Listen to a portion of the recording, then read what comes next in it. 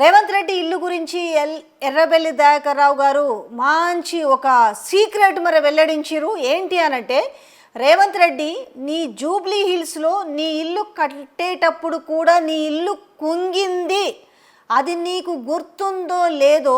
దేని గురించి మాట్లాడుతూ, ప్రాజెక్టు గురించి, కాళేశ్వరం ప్రాజెక్టు గురించి, వీళ్ళు చేస్తున్న విష ప్రచారం గురించి. ఎందుకంటే అది ఎప్పటికీ కూడా పులి స్టాప్ పడదు.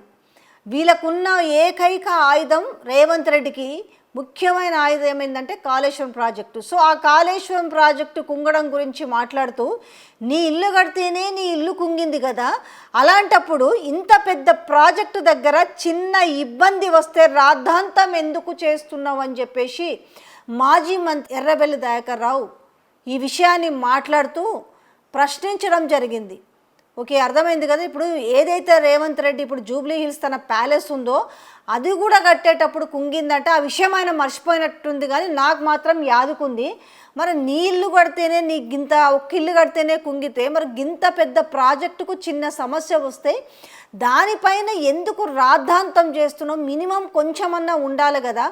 ప్రజలకు అవసరార్థమైన ప్రాజెక్టు గురించి ఇంత రాద్ధాంతం చేయడం ఎందుకు? దాన్ని రిపేర్ చేసి ప్రజలకు నీళ్ళు అందిస్తే వాళ్ళు కరువు కాటకాలు కష్టకాలాల నుంచి బయటకు వస్తారు కదా అని చెప్పేసి దానికి ఉదాహరిస్తూ ఆయన ఇల్లు విషయాన్ని కూడా గుర్తు చేయడం జరిగింది మాజీ మంత్రి.